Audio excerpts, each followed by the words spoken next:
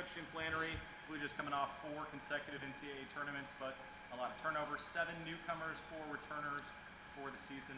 Flan, if you could start with an opening statement, please. Yeah, it's going to look a lot different this year.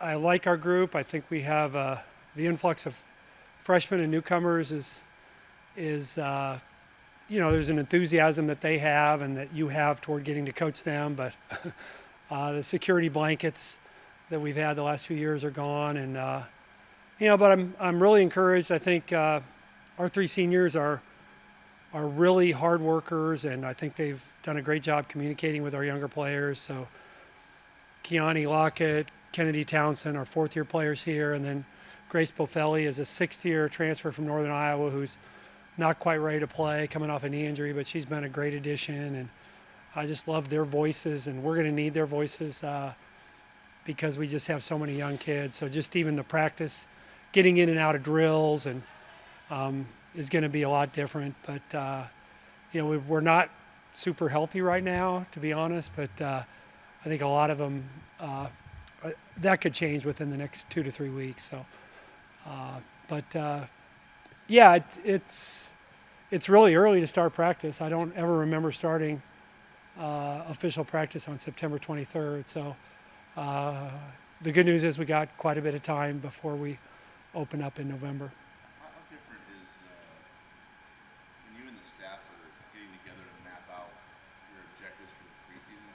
How different is it with a group like this as opposed to one where you have super seniors that kind of know what everything's like already? Yeah, you don't really know how to plot practice too many days out. So normally I'll sit and I'll plot practice for the next day or two, but even you're projecting, okay, 3-4 days out, what are we going to need to put in? What's it going to look like? And now you're like, okay, what's their learning curve as far as like, are we going to be able to get through as much as I thought? And you're still evaluating. I mean, you watch these kids play in high school, but it's totally different. So you're trying to figure out if they're going to be as capable as they were. Is Nora Gessert going to be able to handle the ball as a primary guard against pressure? Is Kendall McGee going to be able to do that? And so I just think you have to meet a little bit more frequently with your staff and kind of plot a 1 or 2 day direction. And you still have to get stuff in, and there's things that you're always going to be working on, but I do think you're going to have to pivot more based on their learning curve. And then again, our health isn't great right now, so then you got to decide, okay, what do we save for when we're a little bit healthier? With all that experience gone, do you find yourself, you and your staff, need to be a lot more patient than in the past? Thank God I'm older, because I have a little bit more of that than I did. So yeah, we'll have to be more patient, and I think that's we kind of knew. You kind of know that going in, and I think it's good to remind yourself of that pretty much before you come into practice. Okay, what are my expectations? Like, as Mike Tomlin says, the standard is the standard, but it's still gonna look different. They're not gonna have. They're not gonna finish plays the way the group we've had, and they're not going to, like I said, get into drills, and their retention is going to be maybe a little bit shorter, so you're going to have to remind. But it's a lot of teaching is the same. It's whole, part, and back to whole, and but you're going to have to spend maybe more time in the part category, I think, and backtrack a little bit more. To get the kind of carryover that you're going to want to see. When it comes to player leadership, who do you want to be more vocal? Who has to take a step as far as being a vocal leader out there this year? Well, I think our 3 seniors have been really good. Like we talked to Northern Iowa about Grace, and their assistant coach told me she's as good a leader as they've ever had in the program. And Brad, the assistant I talked to, has been there for 20-ish years. So really impressed with her. And I think she's fitting great with Keani and Kennedy, who are, they're kind of forgotten in a way because of that senior class that we had, but they've been really, really hard workers, really valuable members of our team, and I'm excited for them to kind of be able to put their stamp on this team, and Keone and Kennedy have lived together for 4 years, so I'm sure they have conversations about what it's going to take, and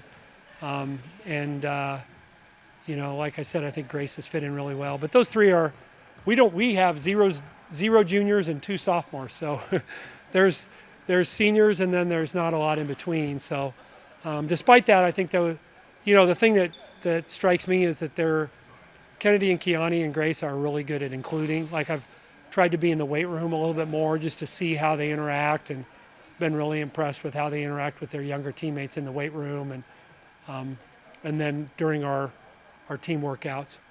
Alexis and Kim and Tico joined your Uh-huh. summer. Yeah. Obviously, as a player, she was part of that group that helped bridge Yeah. the gap between the NBC and the Big East. What has it been like, kind of working with her and seeing her kind of confidence grow as she develops a voice in your coaching staff? Yeah, it's been great to have her back. I think she, like a lot of, she got into basically personal training. So she has been a basketball trainer. So she'd worked our camps, and gosh, I was like, God, she's really good in camps. She's a really good teacher of the game, and I think, then she spent last year at Iowa Western, so she got a taste of what that looks like. But yeah, and I forget, I've coached so long, I forget she's only 1 year difference in age than Carly. So she's got a great relationship with Carly. I think Carly's going to be a great mentor to her if she gets a chance to talk, being around Carly. I said that for Tim. But yeah, so she'll fit right in, and I think it's neat to have a player see the other side of it. And she's like, but and the other part is she's great at a lot of things I'm bad at. So, well, there's a lot. She's on me about, hey, you need to get this email out to this person, and she's just a little more organized and more, hey, these graphics are ready to go out. You need to, so just her knowledge of video games and music and what 16 and 17-year-olds are into in the recruiting process is a little bit more advanced than mine. How much did you set up your non-conference schedule?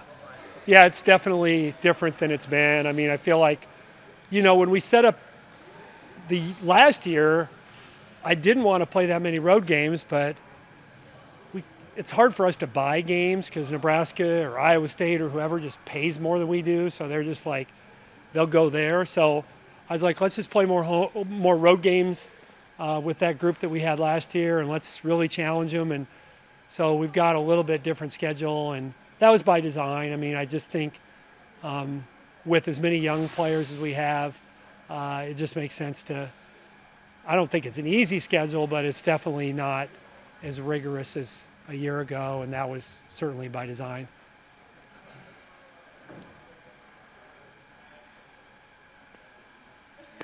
That's good. Thank you, guys. Appreciate you being here.